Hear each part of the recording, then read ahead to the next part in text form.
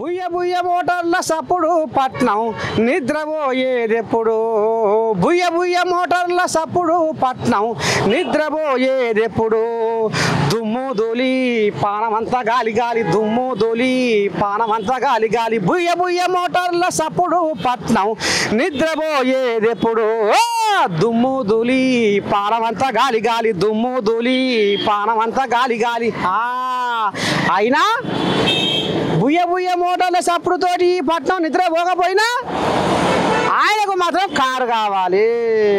ఈ కాలుష్యం పెరిగిపోయి మనుషుల ప్రాణాలను ఖతం చేస్తుంది. ఊపిరితిత్తులలో జ్వరబడి పొగ కాలుష్యము సర్వ రోగాలు మాయ రోగాలతోటి అర్ధాంతరంగా ఆగమైపోతున్నారు జనాభా. అన్నా లేదు లేదు లేదు లేదు నాకు కారు కావాలి.